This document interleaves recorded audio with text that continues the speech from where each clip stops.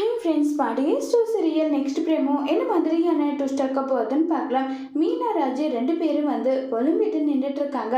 மாமா என்ன முடிவு எடுத்திருக்காரு, என்ன ஏதுன்னே தெரியல. இது எல்லாம் நினைக்கும் போது ரொம்பவே குழப்பமா இருக்கு.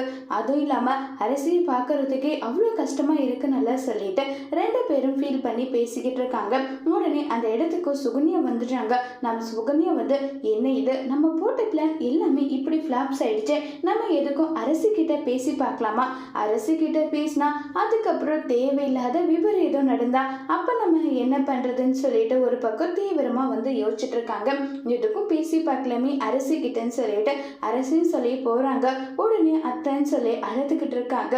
இங்க பாரு, நீ இதுக்காக எல்லாம் குமாரை மறக்கணுன்ற அவசியம் எல்லாம் கிடையாது. குமார் ரொம்பவே நல்லவன், அவன் உன் மேல உண்மையான உயிரை தான் வச்சிருக்கான்னு சொல்லிட்டு எல்லாம் சொல்றாங்க.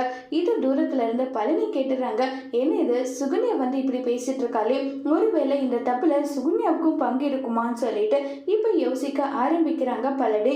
இங்க அரசி கிட்ட சொல்லிட்டு இருந்ததும் உடனே அரசி போதும், இதுக்கு மேல என் குடும்பத்துக்கு நான் நம்பிக்கை துரோகம் பண்ண விரும்பல, இதோட இந்த பிரச்சனையை விட்டுடுங்க, இதுக்கு மேல எதுவும் பேச வேண்டாம்னு எனக்கு தோணுதுன்னு அரசி சொல்லிடுறாங்க.